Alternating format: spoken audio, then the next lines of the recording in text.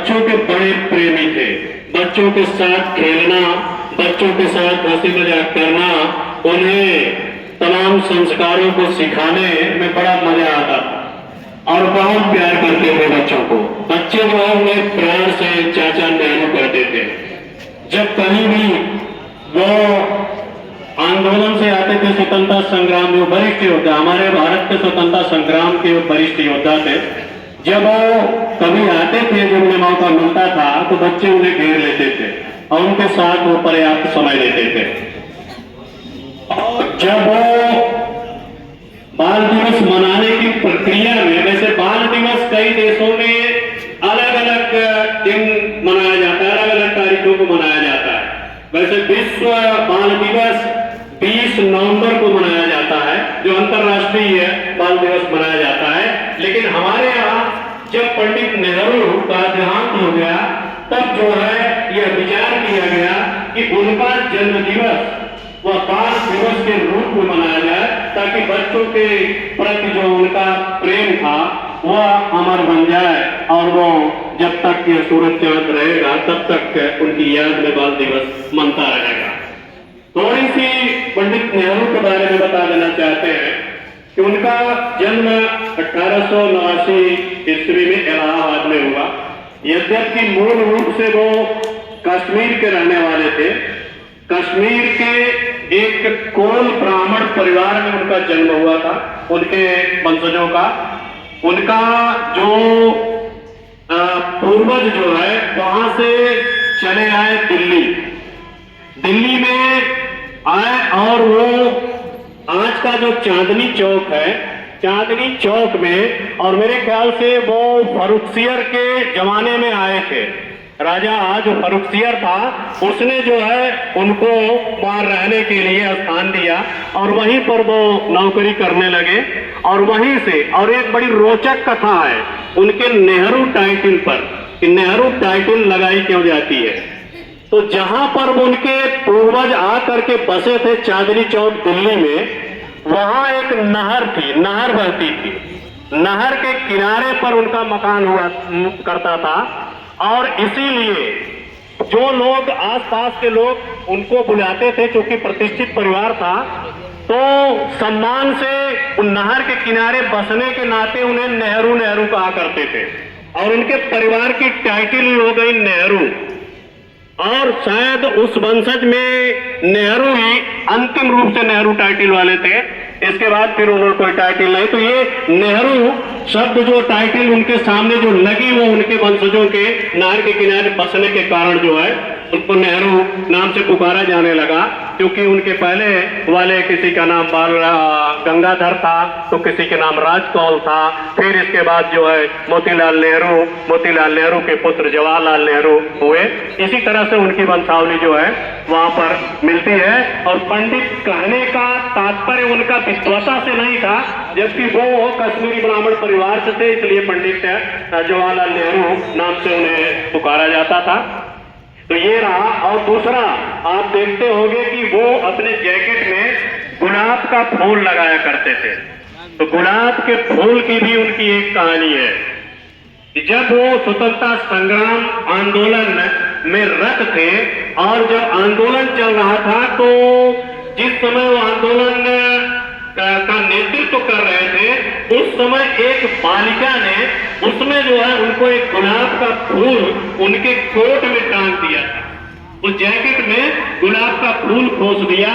तभी से वो उस गुलाब के फूल को नियमित रूप से अपने जैकेट का हिस्सा बना लिए और इस तरह से गुलाब का फूल आप देखेंगे कहीं भी पंडित नेहरू की फोटो लगी होगी तो उसके साथ एक गुलाब का फूल जो है उनकी कोट में जरूर आपको मिलेगा, जो यह निशानी है उनके उन बच्चों के प्रेम की, जिनको एक बच्चे ने दिया और वो हमेशा उसे अपने पास धारण करते रहे और अपना एक यादगार बना लिया। ऐसे थे पंडित नेहरू चाचा हमारे। और उनका मुख्य उद्देश्य था कि हमारे जो बालक गण है ये जो है हमारे देश के भविष्य है। इसीलिए उन्होंने कहा कि हमारे बच्चे जो है ये बगीचे के खिले हुए फूल हैं, इनके ऊपर हमारे राष्ट्र की जिम्मेदारी है। कहा जाता है कि जब किसी इमारत की नींव होती है तो इमारत भी अपने आप मजबूत बनती है। जब उसकी नींव ही मजबूत नहीं होगी तो इमारत भी मजबूत नहीं होगी। इसलिए उन्होंने बाल दिवस मनाया, इसलिए कि बालकों की समस्याओं को देखने के लिए, उनको समझने के लिए, उन पर चर्चा करने के लिए कि किसी भी तरीके से इनके ऊपर समस्या न आने पाए, चाहे वो बाल श्रम की समस्या हो, चाहे वो बाल तस्करी की समस्या हो, बाल विवाह की समस्या हो, और जो इनके साथ ये शोषण किया जाता है इनकी समस्या हो। तमाम सरकारें जो है, उनके बाद भी जो सरकारें आई, इस पर काफी कुछ जो है इस पर ध्यान दिया कि कहीं बधुआ मजदूरी या बाल श्रम कराया जाता है, तो उसके बारे में भी उन्होंने जोरदार कानून बनाया और इससे आज भी सरकार की देखरेख में कानून चलता है और सरकारों द्वारा हमेशा व्यवस्था भी की गई, वो चाहे शिक्षा की व्यवस्था हो, चाहे स्वास्थ्य की व्यवस्था हो, इनकी देखरेख की व्यवस्था हो, शिक्षा के लिए मुफ्त शिक्षा इनको दी गई, इनके एमडीए मध्याह्न भोजन की व्यवस्था की गई सरकार के द्वारा, इनको ड्रेस दिया जाता है, छात्रवृत्ति दी जाती है। तो सरकारों का ध्यान इनकी तरफ इसलिए होता है कि यही हमारे भविष्य है, और जब ये सजते संवरते रहेंगे तो हमारा राष्ट्र भी सजता संवरता रहेगा। इसीलिए इन पर विशेष ध्यान दिया जाता है और इन्हीं सब उद्देश्यों को ध्यान में रखते हुए ये बाल दिवस मनाया जाने लगा कि हमारी नींव भी मजबूत हो जाएगी तो इमारत के कमजोर होने का प्रश्न ही नहीं उठता। आज भी तमाम तरह के नियम चलाए जाते हैं, सेमिनार तमाम लिए जाते हैं कि इनका कोई शोषण न होने पाए। और पंडित नेहरू वह एक विद्वान लेखक थे, एक विद्वान इतिहासकार थे, एक बहुत बड़े सामाजिक कार्यकर्ता थे, बहुत बड़े चिंतक थे। ऐसा व्यक्तित्व पंडित जवाहरलाल नेहरू का रहा, जिन्होंने स्वतंत्रता संग्राम में कम से कम 9 बार जेल गए और लगभग 9-10 बार जेल गए। इसके बाद लगभग उन्होंने हमारे ख्याल से 9-10 वर्ष तक उन्होंने जेल में बिताया और जेल में ही उन्होंने तमाम किताबें उन्होंने लिखी, जिसमें प्रमुख रूप से डिस्कवरी ऑफ इंडिया, भारत की एक खोज उन्होंने लिखा, जो आज भी हमको प्रेरणा देती है। तो इस तरह से उनका सफर रहा और उनकी जो सोच थी देश के लिए, कि अंतिम सोच उनकी थी कि हमारे देश में जितना औद्योगिकरण होगा उतना ही हमारा राष्ट्र विकसित होगा। इसीलिए जिस समय भारत स्वतंत्र हुआ बहुत चुनौतियां थी भारत देश के सामने, देश एकदम खोखला हो गया था।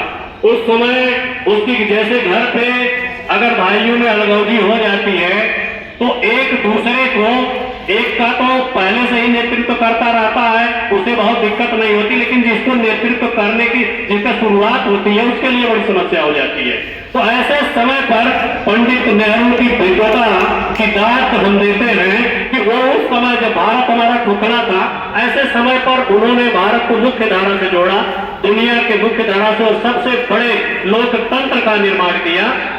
तो हम ऐसे नेहरू को नमन करते हैं। उन्होंने सबसे पहले, उनकी एक सोच थी कि जहां पर पहाड़ियां हैं, जैसे आज हमारे महाराष्ट्र में मुंबई है, मुंबई पहाड़ियों से घिरी हुई है, बड़ी ऊंची ऊंची पहाड़ियां हैं, तो उनकी सोच थी कि पहाड़ों पर हम उद्योग स्थापित करेंगे, बड़ी बड़ी फैक्ट्रियां वो पहाड़ों पर स्थापित करेंगे, क्योंकि वो खेती करने योग्य जमीनें वहां नहीं होती।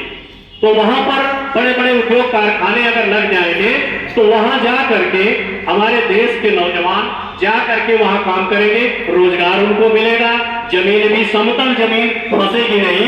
इसलिए ऐसे जमीन का भी उन्होंने उपयोग किया। हर जगह पहाड़ी क्षेत्रों में उन्होंने फैक्ट्री का, उद्योग का वहां पर निर्माण किया और तमाम लोग वहां जाकर के रोजगार हुए और हमारा देश उन्नत करता गया। जो समतल जमीन थी उसको उन्होंने खेती के लिए और तमाम कार्यक्रमों को, उसके रोजगार के अवसरों के लिए उन्होंने छोड़े रखा, जहां पर बढ़िया खेती होती थी और जो अलग तरीके के रोजगार स्थापित हो सकते थे उसका भी उन्होंने वहां पर निर्माण किया। तो इतनी बड़ी दूरदर्शिता थी पंडित नेहरू की, और इनके अब उतना समय नहीं है पंडित नेहरू पर बोलने का, क्योंकि हम लोगों का ये प्रमुख विषय भी रहा है। पंडित नेहरू पर हम लोग जब सिविल की तैयारी करते थे तो ये चूंकि आधुनिक भारत के निर्माता थे और स्वाधीनता संग्राम में एक महान योद्धा के रूप में थे, तो स्पेशल स्टडी हम लोग इन पर करते थे। कि अगर वो बोला जाए तो बहुत काफी समय भी कम पड़ जाएगा, इसलिए हम मोटी मोटी चीजों पर फोकस करते हुए आप लोगों को जानकारी हमने दी और इन्हीं के साथ आज हम इनके विचारों से अवगत हो और जो उनकी सोच थी बच्चों के प्रति उनका जो प्यार था, और हम बच्चों से भी अपील करते हैं कि उनके प्यार के अनुरूप उनकी सोच के अनुरूप ये कार्य करते रहेंगे, जागरूक होते रहेंगे और इस हमारे राष्ट्र को उन्नति के पथ पर पहुंचाते रहेंगे। इन्हीं कामनाओं के साथ जय हिंद, जय भारत।